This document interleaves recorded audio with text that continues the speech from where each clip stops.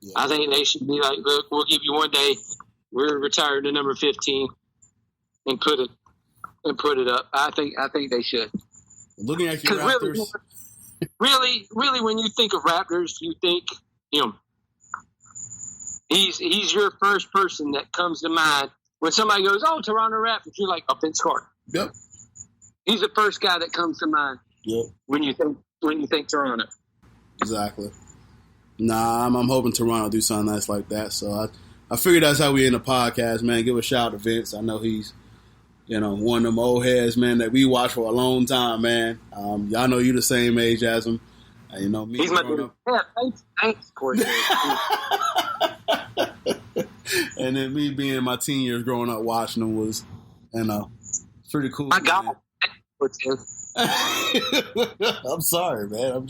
We're all the same age. Yeah, y'all the same age. Yeah, exactly. Yeah, go ahead. Yeah. I'll be there when LeBron retired. Like, me and LeBron the same age, and now I'm realizing, like, damn, I'm getting old, man. We'll be 80 by the time that son bitch retires. Hey, the way he got his genetics going, man, he probably can. But hair, no. But yeah, but nah, it's cool. Crappy. But other than that, awesome, man. Got anything else to add? Oh, the one thing I wanted to bring up was people need to stop being so damn hard on NASCAR for doing what happened last week at the race. Mm-hmm. They did exactly what they should have done for the safety of their driver. It wasn't the driver who reported it. It wasn't none of that. But that damn sure thing was tied in a noose. And if anybody wants to say anything otherwise, that's bullshit. It was tied in a noose. I know what a knot looks like. I know what a garage down puller looks like, and it's just a rope. Mm-hmm. Nobody ties nothing like that to pull down a garage.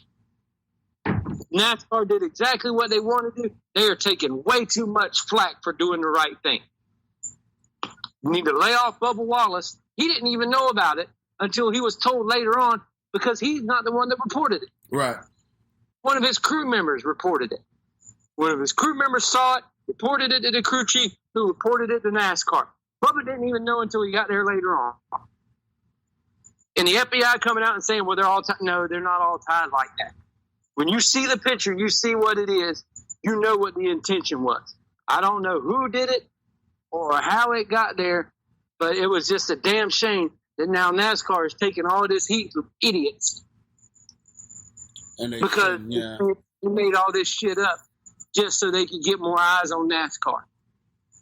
If somebody made this shit up just so you could get eyes on the sport, they should be shamed, and that sport should be thrown out completely forever. Mm-hmm. But that's not what happened here. People need to learn that during this day and age, people are going to go just that little much over when something like this happens. Yep. I give complete and utter credit to the way NASCAR handled this, man. They did a phenomenal job, and Bubba Wallace has been phenomenal during all of this stuff that has been going on.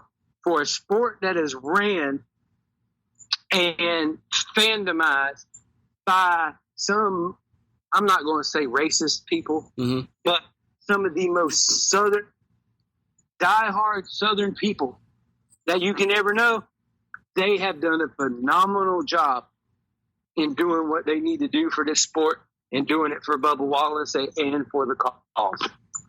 Definitely. Yep.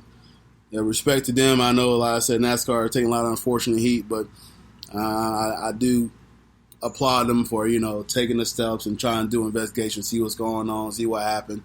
And Bubba Wallace being he's voicing his opinion, he's voicing his thoughts and everything like that, and I can do nothing but, respect these guys for how they doing it.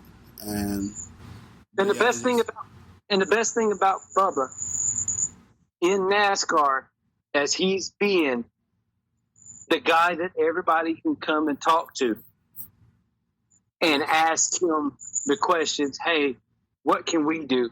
What more can we do? How can we help? And just him being in NASCAR at this time has been a godsend for NASCAR. Yes.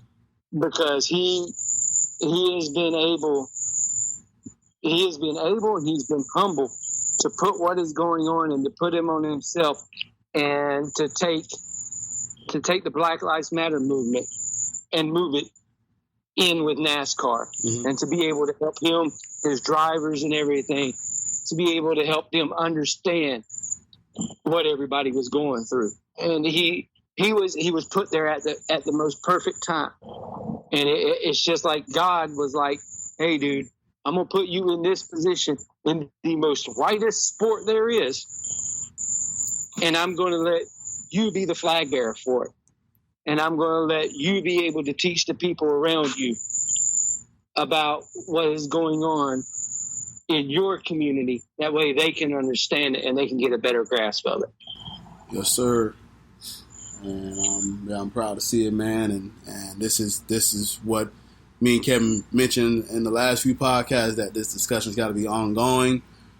What can we do? And don't forget, just because COVID things spike and all that crap. Nah, don't put this on the back burner just because other stuff is going on. This needs to be front and center of everything still. Yes. It doesn't need to be put on the back burner.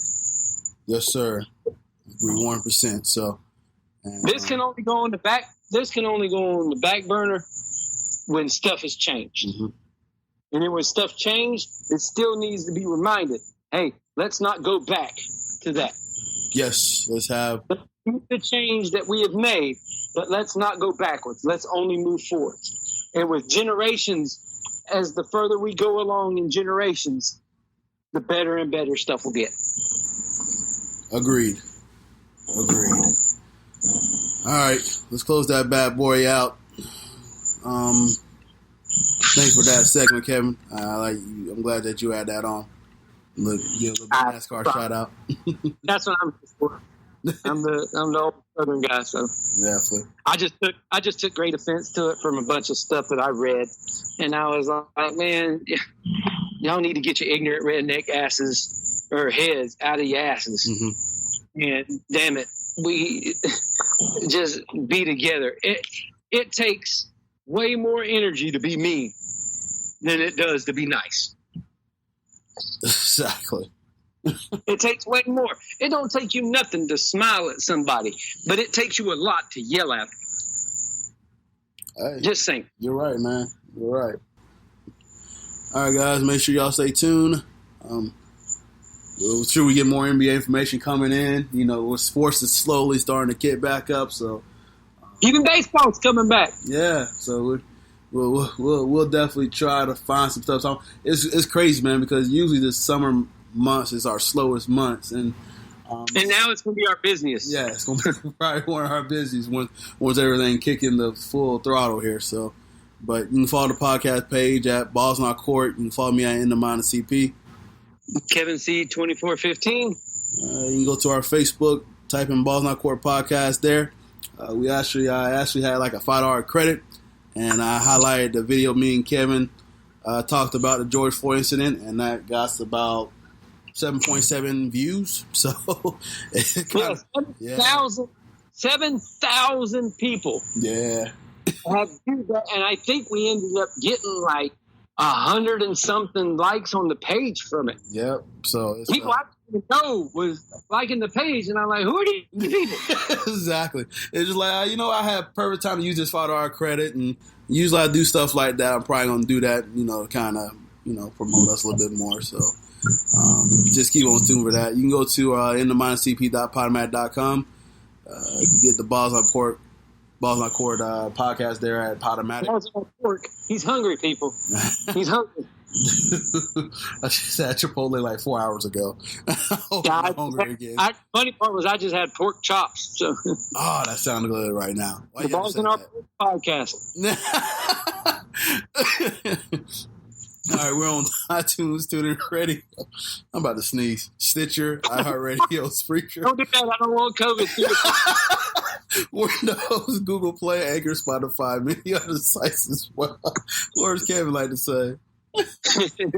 You listened to us there before, listening to us there again. That's going to be a new Drake song.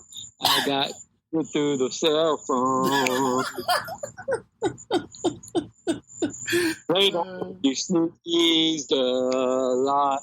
Got COVID through the cell. Make sure y'all check out our partners or our temperature bleed.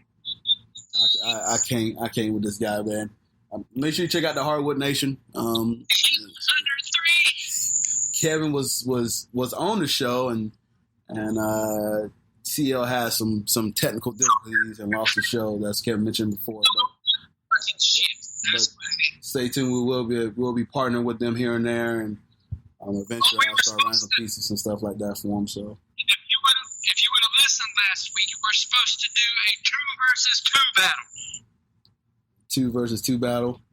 You and the other guy. Hey man. We're Magic fans. Versus Heat fan? Oh yeah, that was supposed to have one. And CL. And what we were going to do, we was going to have a battle. Dude. To see who has more basketball knowledge. That would have been fun. So safe to say that 8 people are probably going to win. I'm just kidding. Hey, we'll have to mark that out one day. Hey, well, things going the way they are, I'm sure we'll be back in quarantine, and I can actually set that alarm and wake up in the morning. So. Don't you wish that upon me, Ricky Bobby. I'll go back into quarantine.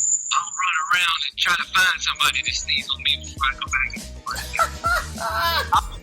Tell me so I can get immune to this shit. I think I've already had it anyway.